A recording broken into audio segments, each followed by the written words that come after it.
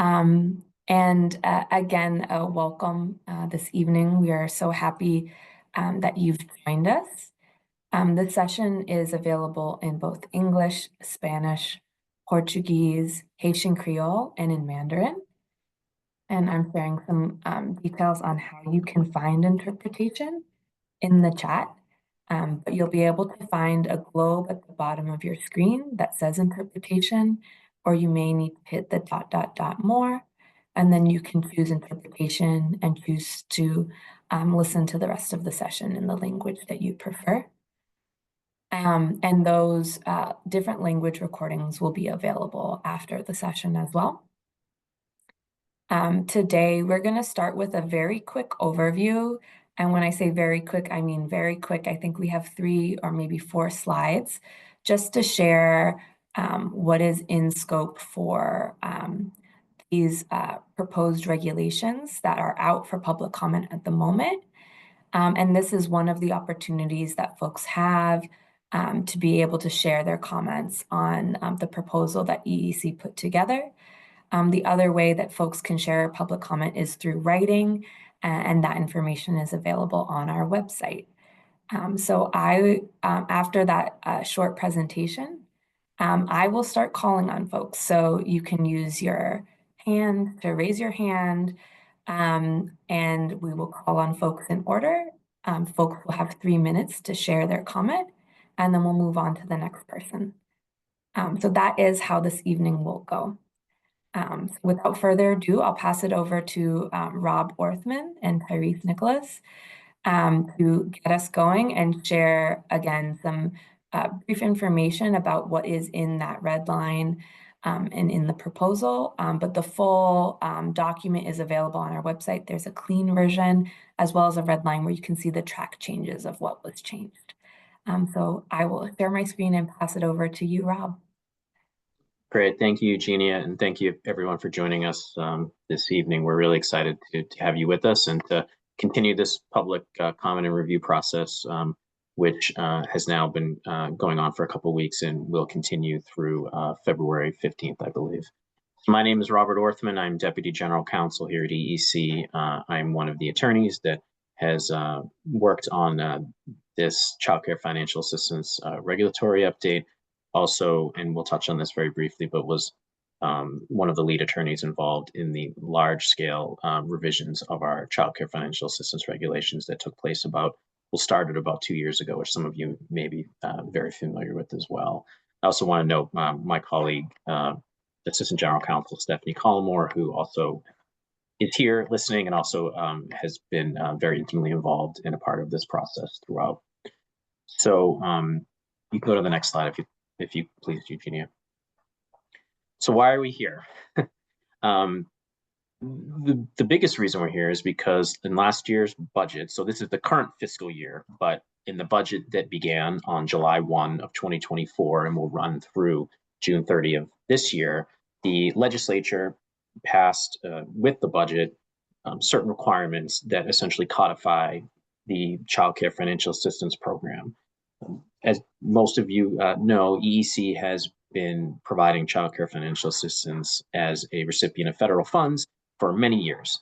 However, many of you may not know that by and large that was conducted through EEC's own regulations and not necessarily by the actual general laws of the Commonwealth. The action by the legislature has now codified our child care financial assistance program into law officially, which we are very grateful for and happy about. The regulation that we are here tonight to discuss have been made in response to that codification into law, which is Chapter 15D of Section 13A, if anyone wants to Google and see that. But our regulations here tonight are relatively minor revisions with, of course, a number of substantive pieces that my colleague Tyrese will touch on in a moment. But these regulations are essentially to correspond and to fall completely in line with the codification that the legislature has made. And so that is the reason we are here tonight. EEC is enabling statute is MGL, Massachusetts General Law, Chapter 15D, and the new section is Section 13A. So that is the legal jargon, but that is the reason. We are happy to be here tonight I'm going to now turn it over to my colleague Tyrese Nicholas, who will walk through some of the highlights of the major substantive changes. Thank you, Rob. Good evening, everyone. I'm Tyrese Nicholas. I'm the Deputy Commissioner for Family Access and Engagement with the Department of Early Education and Care. In my role, I get to oversee all things child care financial assistance, and that's access to what some people like to call vouchers or our subsidy system. I also oversee our Office of Family and Community Support and our Head Start State Collab office. As a part of my work, I'm engaging through the regulatory changes, and those regulatory changes substantively, there's literally about really 4 of them. And the first one, which is a pretty big one, which was increasing our eligibility from 50% state median income to 85% of state median income. This was a change that many of our advocacy organizations and others have advocated for, as well as us. And this also would include adding priority access, for families who are at or below 50%. So as we're increasing to 85%, we still want to acknowledge that there's a priority need for those who are at or below the 50% of the SMI. The second subsequent change is related to priority access for families. I want to note that we already have priority access for some of the families I'm going to go over. So we're really just codifying one additional change to our priority access families, and that is for families that are working in early education and care programs. And so these regulatory changes, we'll be codifying, or as Rob explained it, is putting it into law, putting into Massachusetts state code, these priorities. And so the priorities are early education and care staff, families experiencing homelessness, young parents, what we like to call parents under 24, individuals or families experiencing domestic violence, and those families that may have a child with a disability or a parent who may have their own disability. The last change that we would be making is ensuring that any family that is applying for other public benefit programs, that the income assistance they receive, their financial assistance, would not be counted towards any other public benefit program. And then I know you're like, well, Terry, she said there's 4, but there's really 3 substantive changes. The 4th one is just really making sure that we at EEC are annually reviewing our child care financial assistance program and continuing to do our due diligence and streamlining paperwork and modernizing our technology and expanding outreach to not only our families, but also our partners, and including anyone who is non-English speaking and families who need additional support. Next slide. Rob, I'm turning it over to you here. Yes. Thank you, Tyrese. And as everyone can see, just to go over the timeline and kind of where we are and where we're going with this. So the board of the Department of Early Education and Care has a board that ultimately sets our regulations and other policies. And the board voted at its February meeting to put these draft regulations in place, as well as to put it out for public comment. We have received some public comment and are looking forward to more this evening, and as well as more in writing. The deadline, I know I mentioned prior, but is April 15th is the last day to submit comments. That can be done online, and it can be done via email to me, which I know is in the posting, but is robert.p.orthman@mass.gov, and those public comments will be bundled together and under review by both EEC staff as well as ultimately by the EEC board. At a future meeting, when the public comment meeting period ends, at a future meeting to come, the board will review public comment as well as will ultimately decide whether or not to enact the new regulations. Additionally, if there are to be any edits made or changes made in the final version, that will be posted publicly and presented to the board prior to that meeting. In terms of the timeline, so we are now, like I said, about a little short of 2 weeks before the end of public comment. And we look forward to this step tonight in the process, and then hopefully getting to a point where we are able to fully enact these into our regulations. And I think that covers me for now. Yes, thank you so much, Rob and Tyrese. We appreciate you walking through the proposed changes. We're now going to transition into hearing from all of you for the public comment period itself.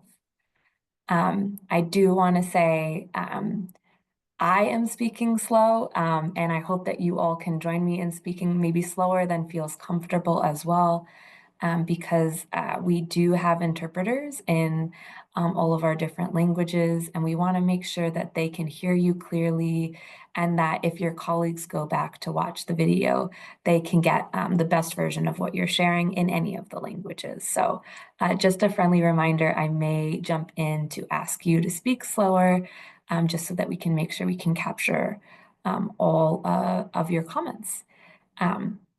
We do have a smaller group here tonight, but how you can kind of start the process if you raise your hand.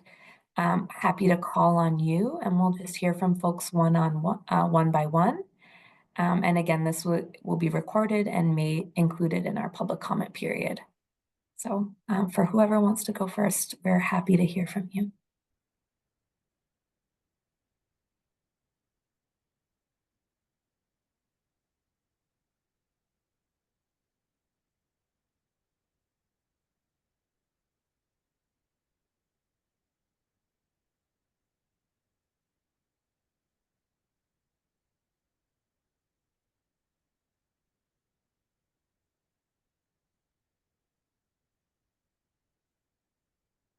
And if folks are here to listen to, that is fine. Yeah, I see some nods. Again, this is we have a smaller group here today, maybe because the changes aren't huge, as I think Tyrese shared. If folks do have a comment that they'd like to share, we're ready to hear you if anyone is interested. And I have one head nod that someone is here just to listen. So for our other folks from the public who've joined us this evening, if you want to let us know too, if you're just here to listen to, that would be helpful, just to make sure we don't miss anybody who might want to share public comment. You can write it in the chat too, if that's how you're most comfortable. Jeannie, I'm happy to just, since I know folks are here to listen in part, we touched on this very briefly at the beginning, but one thing I wanted to mention is in the larger schema, this is the second time in the last 2 years and change that EEC has made revisions to its childcare financial assistance regulations. About 2 years ago or so, EEC undertook a very widespread change to our regulations. Unlike these relatively minor but important changes here, that was a essentially close to a full rewriting. And in doing so, the objective of the commissioner and the department was to expand eligibility and access to child care financial assistance, as well as to revise and frankly bring up to current times some of our processes and procedures, which have since been ongoing in the wake of those regulations. It tends to be a multi-step process. With that having been completed, we were pleased that the legislature then enacted this section. And now these changes are not the final piece, but very much kind of we're close and near to where the regulations were anticipated to be first, I think, a few years ago. So we're very excited about that. And I just kind of wanted to provide kind of a broader context for anyone that is listening and to gain a little bit more information about that. Thank you, Rob. And while you were talking too, I have some folks who've chimed in to say that they're just here to listen, but that your slides and your presentation were very clear, so that was helpful to them. So thank you, Tyrese and Rob, for walking us through that. Yeah, I haven't heard from absolutely everybody who is on with us this evening, but I've heard from, I think, the bulk of folks that mostly folks are here to listen. But we'll hold a little bit more time in case folks change their mind, or the people I have not heard from yet want to share public comment. Hi, Margaret. Oh, we would love to hear from you. Go ahead. Hi, everybody. Thank you for holding this opportunity. And this is two thoughts. One on the preliminary proof of potential employment for families who are coming near the end of a provisional, and the ability then to grant an extra 12 weeks based on that, preliminary documentation of expected employment. Just talking with the subsidy team yesterday, this might be covered in procedures and may not need to be addressed here, but it's still very vague as to what a family might present for proof of preliminary employment. Like, is it going to be as tangible as a job offer letter, or just I've been interviewing? I see you nodding, Rob. Yeah. And then I do have one other comment. I'll just say very briefly that we're taking in the public comment, so we appreciate that from you, Margaret. We did, in the more broader scale regulatory changes, that was a change made in regards to the provisionals, but so I did want to note that for folks listening. However, like you mentioned, the more procedural change is currently underway, and we will, although not technically part of this specific regulatory process, we are certainly taking that comment and writing it down and listening, and we'll take that back. Thank you. And I know the department is very amenable to self-attestations and all of that. So that's good. On the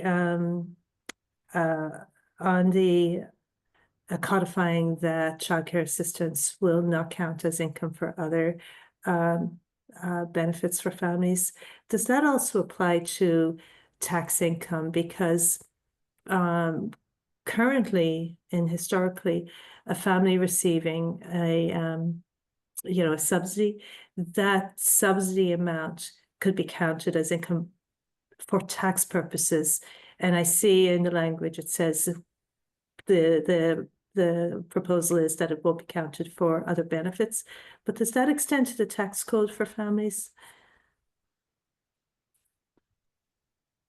I don't think that is necessarily the intent of the change that the legislature has made. I mean, I can say, and happy to turn it over to you, Tyrese, momentarily, but quite honestly, as far as we have been able to identify under Massachusetts law, there actually has not been a penalty for families that have received child care financial assistance as it relates to the possible receipt of other Massachusetts state benefits. So this is actually just kind of enshrining in law what has been the case, so that first and foremost. To your second point about the tax implications, I'll be candid. I think that might be outside the scope of my expertise or this specific point. But I think that is a good question that we will take under advisement as well. I don't necessarily think it's something that that law would have the ability to wrap in, but I just thought it would be interesting to know. So as parents understand what their obligations are when they do receive a subsidy. But I think the proposal is excellent. Rob, I don't have anything to add there. I agree with you. As far as we know, there aren't any other public benefit. There's no public benefit programs that are actually counting the subsidy that's received for childcare at this time.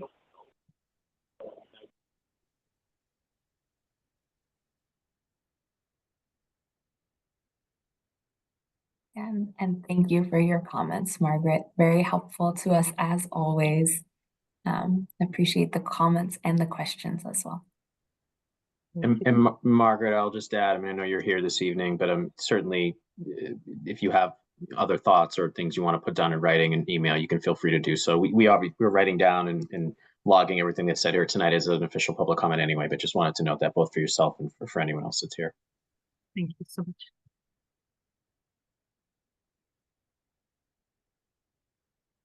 And I have heard from other folks who are here. So we have confirmation that everyone else is listening tonight, which again, we appreciate the civically minded individuals who come to public comment periods, whether it's to share a comment or to learn with us. So really appreciate everyone for taking that time to come out. We know you all have busy days and busy lives, and to spend some time learning what is in the proposal is really valuable to us as folks who work at EEC. And we also know you're probably juggling multiple things tonight too, to make sure you're there for your families.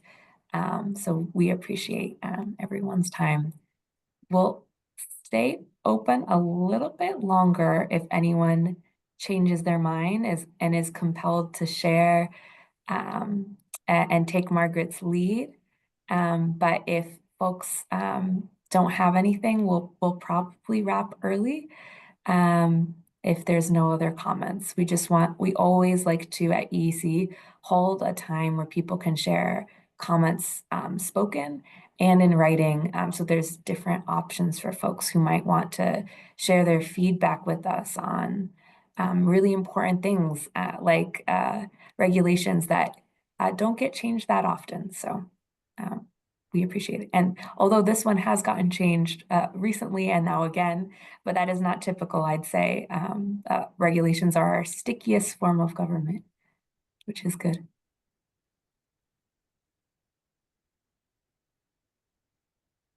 So we'll probably hold a couple more minutes to see if anyone has had a change of heart, wants to share something. And then if not, we'll bid you all a lovely evening. I'm happy to Yeah. add to Eugenia, just again, for the edification of folks that are here or may watch the recording, that there are in the last fiscal year, or the current fiscal year's budget rather, that was passed last year. There were other elements passed that will be coming forward, I think, later this year, as in regards to regulatory changes. For example, potentially involving the C3 program in particular, which I know folks are very familiar with. That is another example where EEC has been administering this program for a number of years, and the legislature has moved forward to put it into official law, and with that will come subsequent regulatory changes. So that's something to watch for. I don't want to give a timeline on when that will be yet, but that will, and that law has not technically taken effect yet as it is. So we have some time, but to the point Eugenia made, there's a lot of regulatory activity happening at EEC in the context of both legislatively required, but also of our own volition to continue making childcare more accessible for children in the Commonwealth. And as it relates to this, once the public comment period closes April 15th, we will take under consideration everything that has been provided or is sent in. And at a subsequent EEC board meeting, can't say yet which one, but I think it's safe to say, sooner rather than later, this will go back to the board for their final review and likely a final vote. And that will be posted publicly with the normal materials for folks that look at the board meeting materials when they're published.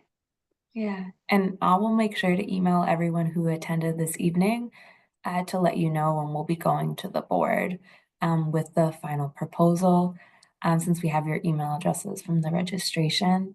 But our board meetings is where all these things move. So it's a very good place to check those agendas to see what's on the docket, because that is where any changes, whether it's this or like Rob said about C3, would live if there's things coming down the pipeline.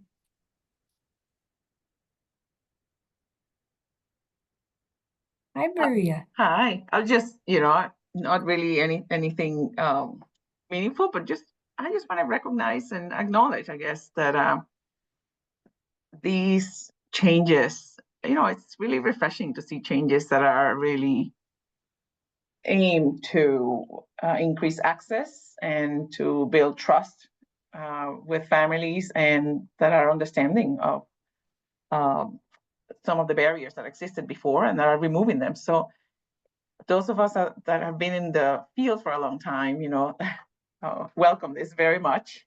So I just wanted to, express my gratitude for this. And, I know that right now we do have some issues in terms of implementing these because of funding, but at the same time, once, we get over this, because we will get over this, current circumstances, the system will be ready for those families that need it. So thank you just wanted to acknowledge that.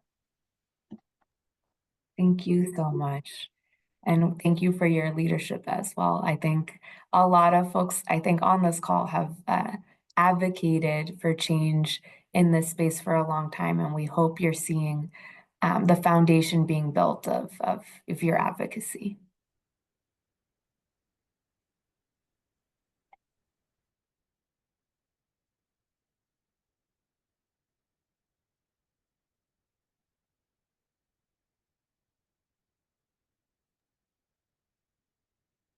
Again, holding just a little bit of space in case anyone does want to share.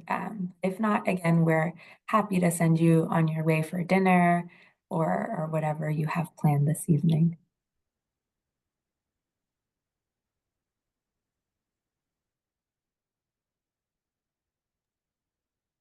Thank you again for this opportunity.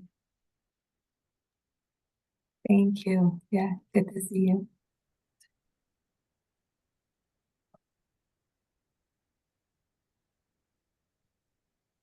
Thank you, Mariana. It's good to see you too.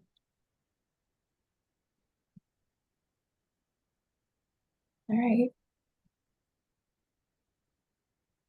And I think we are at a close. Again, this is a very quick public comment period where we're really grateful for Margaret and Maria sharing your feedback with us.